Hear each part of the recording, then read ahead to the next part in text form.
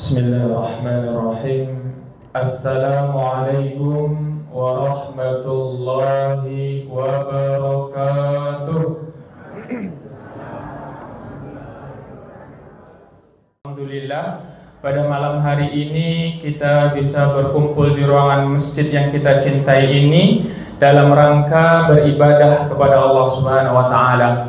Berapa banyak sanak saudara kita pada malam hari ini, Bapak dan Ibu, sedang terbaring di rumah sakit, meleleh air mata mereka ingin ikut salat bersama kita, tapi penyesalan tak ada guna. Yang lalu tak dapat diulang kembali. Lan tarji'al ayyamul lati madat.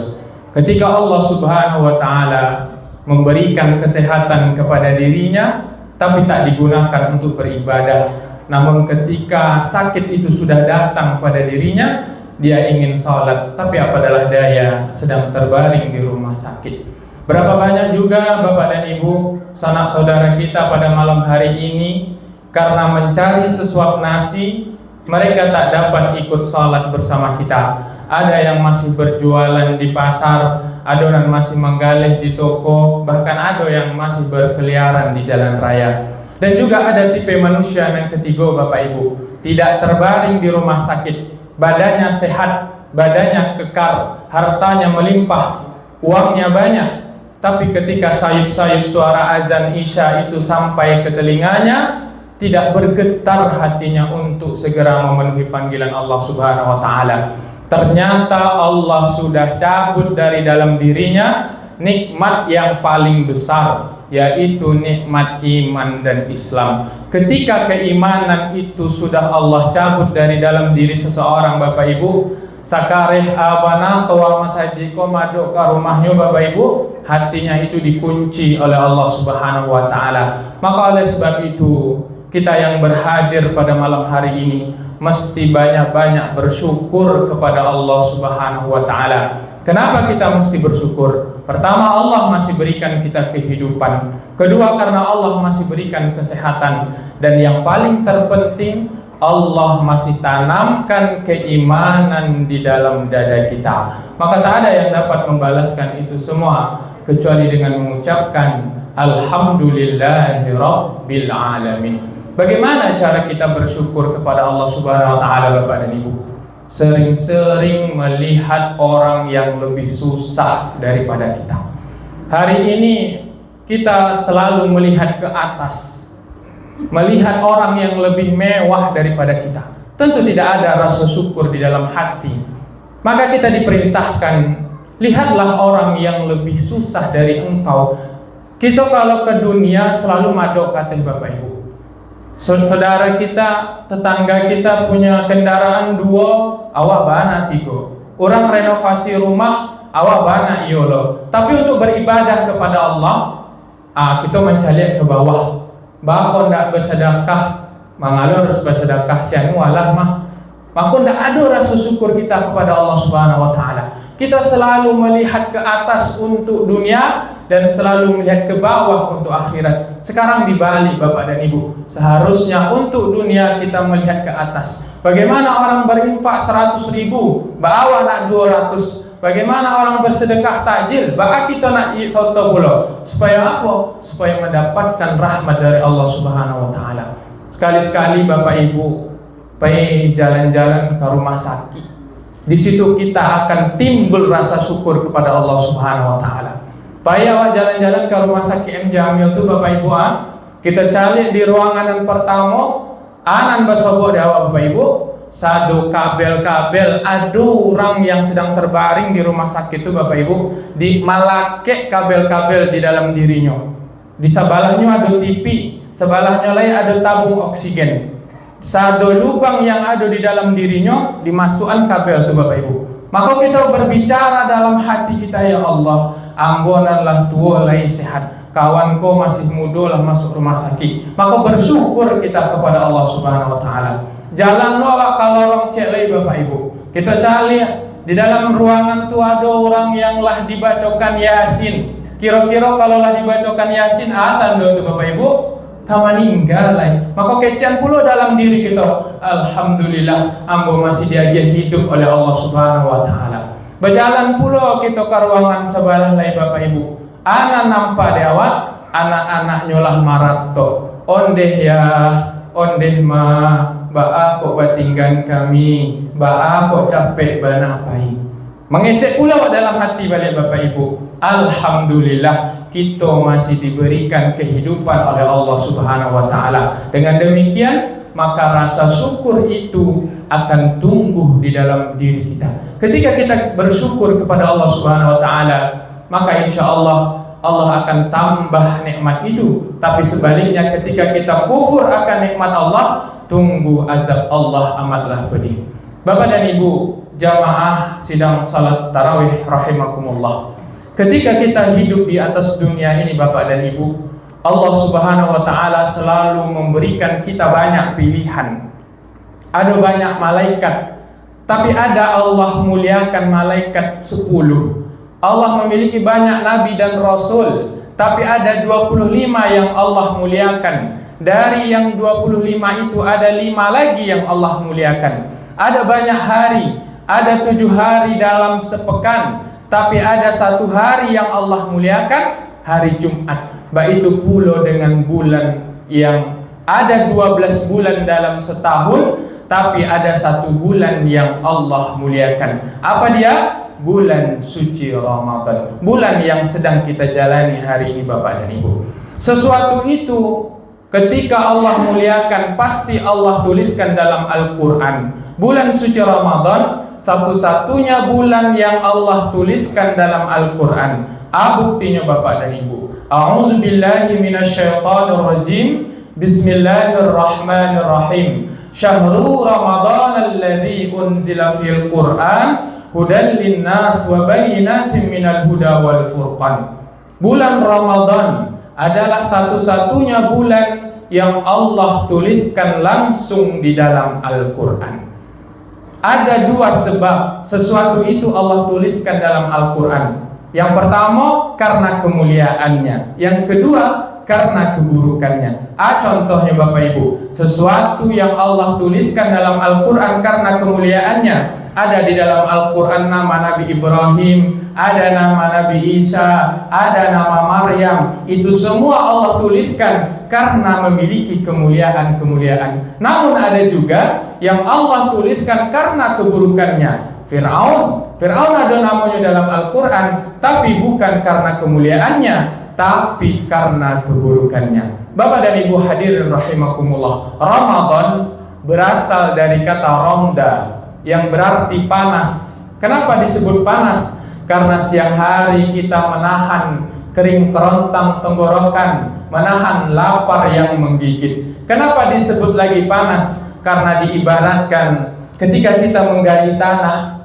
lalu kita menemukan besi yang sudah berkarat, lalu besi itu dibakar di dalam bara api atau di atas api yang besar, lalu besi itu dipukulkan ke lantai. Apa yang terjadi Bapak dan Ibu? Rontoklah seluruh karat-karat yang ada pada besi tersebut. Maka begitulah kira-kira Ramadan ini merontokkan seluruh dosa-dosa yang sudah kita perbuat selama 11 bulan lamanya. Dosa mata, dosa telinga, dosa tangan, semua dirontokkan dengan bulan suci Ramadan. Maka merugilah orang-orang yang berjumpa dengan bulan suci Ramadan, tapi dosanya tidak berguguran, tapi dosanya tidak hilang, maka malah akan bertambah. Itu yang disebutkan oleh Nabi Shallallahu Alaihi Wasallam. Banyak orang yang berpuasa, mereka hanya dapatkan haus dan lapar saja. Bapak dan Ibu hadirin rahimakumullah. Hari ini Ramadan sudah hampir habis, sudah hampir selesai. Apakah Ramadan akan datang tahun depan? Ya, insya Allah. Tapi apakah kita akan berjumpa dengan Ramadan tahun depan? Tidak ada jaminan. Maka boleh jadi ini Ramadan terakhir bagi kita. Siang tadi puasa terakhir bagi kita. Malam hari ini adalah sholat tarawih terakhir bagi kita. Maka sangat sedihlah kita Bapak dan Ibu, karena tidak ada jaminan kita akan berjumpa dengan Ramadan tahun depan. Maka oleh sebab itu, banyak yang harus kita persiapkan, banyak yang harus kita tentukan agar selamat kita keluar bulan suci Ramadan ini, Bapak dan Ibu. Hari ini Ramadan sudah hampir selesai. Sudahkah Ramadan itu memberikan dampak terhadap diri kita? Sudahkah Ramadan itu berbekas di dalam diri kita? Ketika Bapak dan Ibu rajin berolahraga, apakah ada jaminan kita akan sehat? Tidak ada jaminan, tapi ada ciri-ciri kesehatan itu di dalam diri kita. Begitu juga dengan ibadah yang lain. Ketika Bapak Ibu sholat, adakah jaminan sholat kita diterima oleh Allah Subhanahu wa Ta'ala?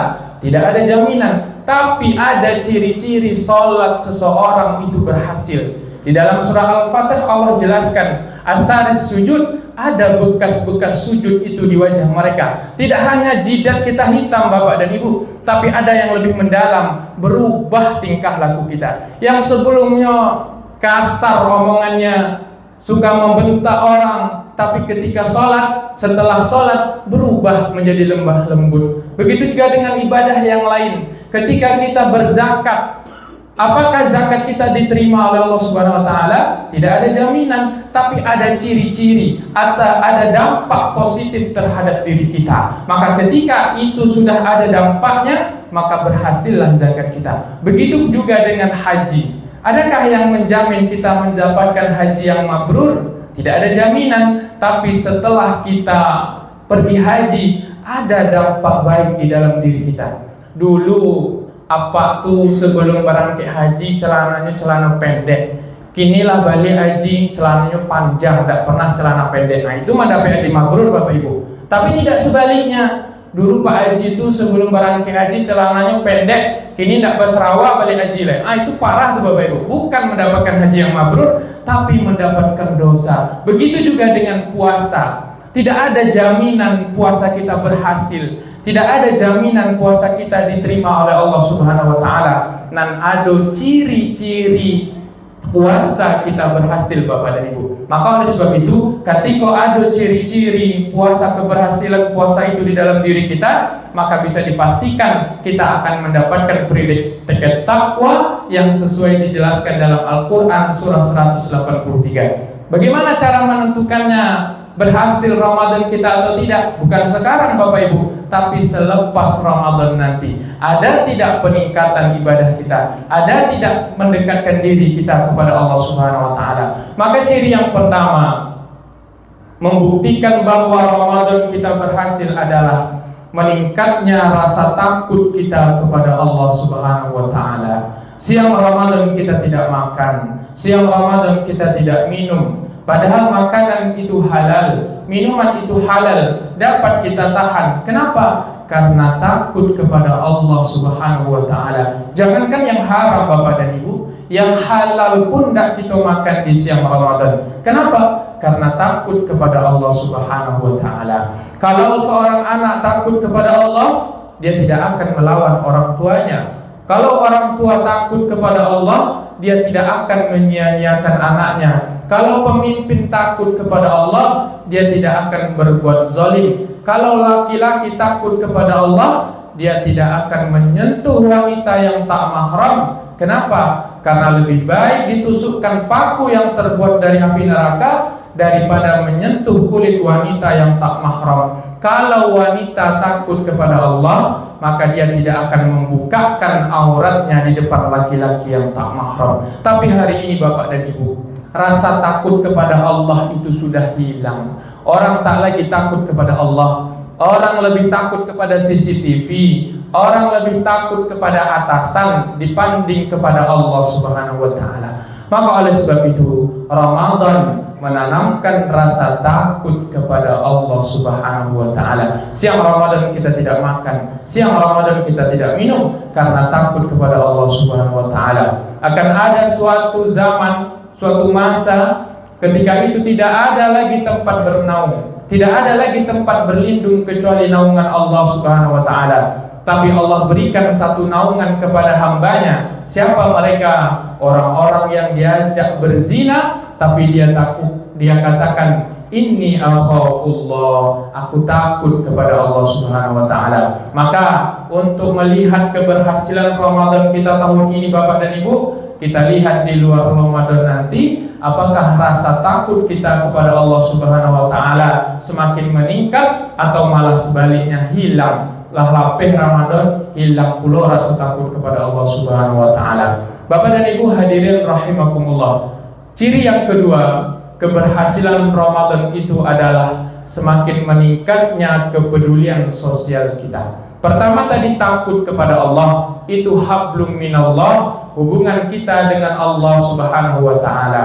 Kita hidup di atas dunia aku Bapak dan Ibu, tidak hanya sekedar hubungan kita dengan Allah Subhanahu wa taala, tapi ada hubungan kita dengan sesama manusia. Kita Islam bukan agama yang egois, bukan Islam agama yang mementingkan diri sendiri. Tak ada gunanya kita rajin sholat, bersedekah, baca Al-Quran tiap malam, khatam Al-Quran bolak-balik haji dan umrah. Tidak ada gunanya ketika tetangga sebelah kita tidak bisa tidur karena kelaparan. Maka oleh sebab itu, Ramadan itu adalah meningkatkan kepedulian sosial kita kepada fakir miskin, anak yatim. Karena uang yang kita belanjakan buat mereka itulah yang menolong kita di hadapan Allah Subhanahu wa taala. La yanfa'u malu wala banun. Pada hari itu tak ada guna mal, harta, wala banun, dan anak tak dapat menolong kita di hadapan Allah Subhanahu wa taala illa man atallaha biqalbin salim, kecuali orang-orang yang datang menghadap Allah dengan hati yang bersih, dengan hati yang salim. Suatu ketika Nabi SAW sedang duduk-duduk bersama sahabat. Lalu sahabatnya bertanya, "Ya Rasulullah, ramaikah orang yang mengantarkan jenazah kita seandainya kita mati hari ini?" "Ya, sangat ramai," kata sahabat yang lain. Namun Nabi jelaskan, yang mengantarkan jenazah kita ke liang kubur tidak ramai, cuman 3. Pertama, ahluhu, keluarga. Ada sahabat, ada keluarga, ada istri, ada anak, ada tetangga. Yang kedua, maluhu, harta, mobil yang mewah ikut mengantarkan. Tapi yang kedua itu akan kembali pulang, dan yang akan menemani kita di dalam kubur hanyalah satu, amaluhu, amalnya. Di antara amal yang selalu menemani kita adalah shadaqatun jariyah, uang yang kita belanjakan untuk fakir miskin, uang yang kita belikan karpet masjid, itulah yang menolong kita di hadapan Allah Subhanahu wa taala. Maka bulan suci Ramadan memupuk rasa kepedulian sosial kita kepada sesama manusia. Bapak dan Ibu hadirin rahimakumullah. Ciri yang ketiga, ketika ditentukan Ramadan itu berhasil atau tidak adalah rajin kita sholat berjamaah. 30 hari kaki kita dijinakkan ke masjid, sholat subuh sampai sholat isya, bahkan sampai sholat tarawih. Maka keluar bulan suci Ramadan nanti, apakah kita tetap sholat berjamaah? Itu adalah pertanyaan yang hanya diri kita yang bisa menjawab. Hari ini, malam hari ini kita ramai sholat tarawih. Apakah membuktikan bahwa Ramadan kita berhasil? Belum tentu. Yang bisa membuktikan adalah Syawal nanti kita tetap melaksanakan sholat berjamaah. Anak-anak yang sudah dibiasakan 30 hari lamanya sholat berjamaah, maka nanti memasuki bulan Syawal, Zulqa'dah, Zulhijjah dan seterusnya, mereka tetap dibawa sholat berjamaah. Suatu ketika Nabi menjadi imam, lalu Nabi melihat ke belakang selesai sholat, mana si fulan, mana si fulan, kenapa tidak sholat berjamaah? Jangan ulangi lagi. Kalau kalian tidak sholat berjamaah, akan aku bakar rumah kalian. Begitu tegasnya Nabi SAW. Maka oleh sebab itu, kaki kita yang sudah dibiasakan dijinakkan ke masjid, terus latih supaya apa? Menandakan keberhasilan Ramadan kita. Bapak dan Ibu hadirin rahimakumullah. Yang terakhir, tanda keberhasilan Ramadan kita adalah bertambahnya rasa syukur kita kepada Allah Subhanahu wa taala. Kita selalu bersyukur. Ketika kita mendapatkan musibah, kita selalu disuruh untuk sabar, untuk ridho akan ketentuan Allah Subhanahu wa taala. Di dalam bulan suci Ramadan, kesabaran kita meningkat, syukur kita meningkat kepada Allah Subhanahu wa taala. Maka di luar Ramadan, perlu kita tingkatkan rasa sabar, rasa tawakal kita kepada Allah Subhanahu wa taala. Bagaimana cara kita agar bisa menerima takdir Allah Subhanahu wa taala? Banyak di antara kita kadang tidak ada rasa, sehingga ketika mendapat musibah meratap, sehingga mendapatkan musibah mengumpat kepada Allah Subhanahu wa taala. Lalu bagaimana caranya agar kita bisa sabar menghadapi musibah dari Allah Subhanahu wa taala? Kita ambil perumpamaan Bapak Ibu. Hampir kita yang hadir pada malam hari ini punya kendaraan, bahkan adonan duo, adonan tigo. Pertanyaannya Bapak dan Ibu, ketika hilang kendaraan kita satu, pasti kita akan sedih. Ya enggak Bapak Ibu? Pasti kita sedih. Kenapa kita sedih? Banyak alasan kita bermunculan. Karena oto tuh dulu payah mendapatkannya. Jadi kalau hilang cek sedih. Kalau oto tuh lain mudah mendapatkannya tetap hilang, pasti kita tetap akan sedih. Ada alasan yang lain. Ini satu-satunya oto yang kita dapatnya. Kalau hilang tuh tidak ada mobil kita lain. Maka kita tidak bisa bersyukur kepada Allah, tidak bisa merasakan seharusnya kita bersabar akan musibah yang kita terima. Tapi pertanyaannya, ketika mobil orang lain yang hilang, apakah kita bersyukur, apakah kita bersedih? Tentu saja tidak. Kenapa? Tidak mobil kita. Begitupun hidup Bapak dan Ibu. Selama ini kita merasa kita yang punya oto den, rumah den, anak den, istri den, padahal itu semua hanyalah titipan Allah Subhanahu wa taala. Dan suatu saat Allah ambil titipan itu, maka tak sedikit di antara kita yang meratap, tak sedikit di antara kita yang bahkan memukul-mukul pipi. Kenapa? Mereka tidak sadar bahwa kita dilahirkan tidak ada membawa apa satupun Bapak Ibu. Maka oleh sebab itu, bulan suci Ramadan ini menanamkan rasa sabar kita dan meningkatkan rasa sabar kita akan takdir yang Allah berikan. Apapun itu, baik takdir yang baik maupun takdir yang tidak baik. Maka oleh sebab itu Bapak dan Ibu, mudah-mudahan kita yang berhadir pada malam hari ini termasuk orang-orang yang berhasil Ramadannya, dan di akhir Ramadan nanti kita mendapatkan takwa sesuai yang dijanjikan Allah Subhanahu wa taala. Demikian yang dapat kami sampaikan Bapak dan Ibu. Banyak perkataan yang tidak berkenan, mohon maaf. Wabillahi taufiq wal hidayah. Assalamualaikum warahmatullahi wabarakatuh.